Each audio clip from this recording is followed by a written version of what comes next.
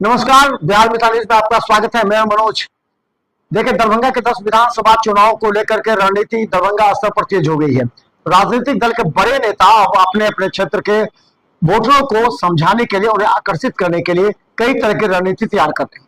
दरभंगा के बहादुरपुर विधानसभा में आज भोला यादव ने बहादुरपुर और हनुमान नगर प्रखंड के तमाम कार्यकर्ताओं को जागरूक और एक्टिव बनाने के लिए आज मोहम्मद अशरफ फातमी के निवासीय कार्यालय पर आज कार्यक्रम का आयोजन किया, जिसमें तमाम जो राष्ट्रीय जनता दल के कार्यकर्ता थे उन्हें टिप्स दी गई, उन्हें समझाया गया कि किस तरह इस बार सामने मदन सहनी को हराना है।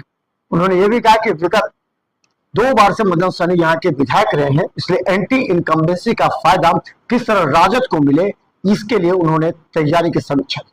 इसके अलावा एक कोर कमेटी भी बुलाई गई।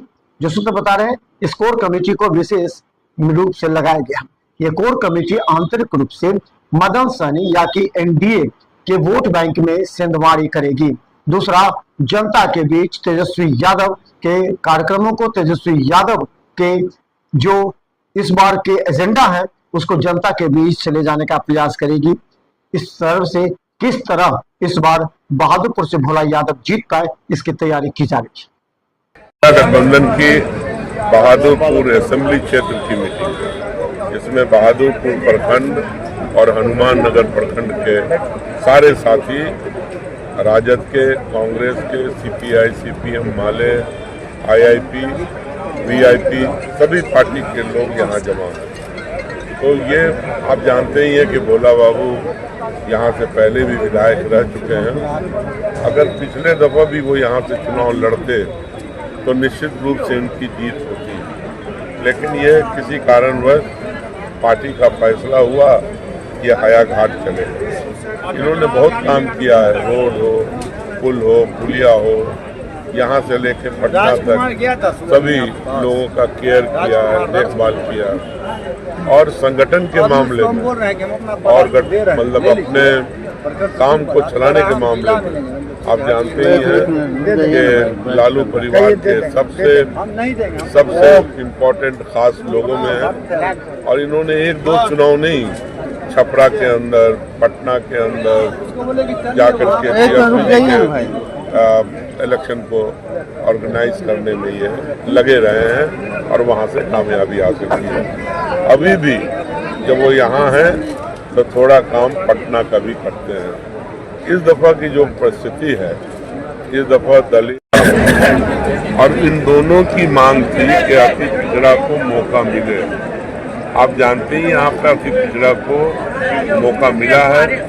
अति पिछड़ा ही नहीं, इस दफा तो एक दलित को जो ओपन जगह होती है, जहाँ पे जनरल जगह तो उसको मौका मिला है। भारती जी को जो सीपीएम के उम्मीदवार हैं, इस दफा तो देखिए, जिस पहले एक लोग कहते थे कि ब्राह्मण का वोट नहीं जाता है, इस दफा तो उस बिरादरी से 3 लोगों को टिकट हुआ।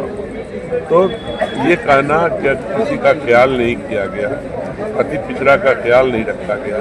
अति पिछड़ों को जिस जगह मिली है, 2-2 जगह मिली है अति पिछड़ा को। जो दलित में पासवान बिरादरी की सबसे बड़ी आबादी दरभंगा के अंदर है, उसको भी जनरल सीट से चुनाव लड़ाया जा रहा है। ब्राह्मण को जगह मिली है, तो ये नहीं कह सकते आप कि किसी को भी उपेक्षित किया गया है। हाँ, उनको टिकट नहीं मिला जो चले गए हैं छोड़ करके पार्टी को। उनसे मैं निवेदन करूंगा, पुनर्विचार करें, अपने पार्टी के अंदर रहें। चाहे भोला बाबू हो तो भोला बाबू को पार्टी ने बहुत इज्जत दिया, जिला परिषद। जनता ने मन बना लिया है परिवर्तन का, और पूरे राज्य में परिवर्तन का मन बना लिया है। पिछले 20 साल की खटारा सरकार, अब 20 साल तो कोई गाड़ी भी नहीं रखता अपना, 15 साल ही गाड़ी का लाइफ है, और ये 20 साल की खटारा सरकार चल रही है।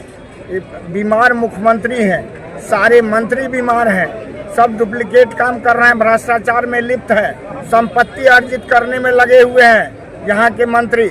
और लगातार जिस तरह से वो काम कर रहे हैं उससे साफ परिलक्षित होता है कि ये लोग अब जाने की तैयारी कर रहे हैं, मोटरी चोटरी बांध रहे हैं। तो जनता भी इन लोगों को भगाने का मन बना लिया है।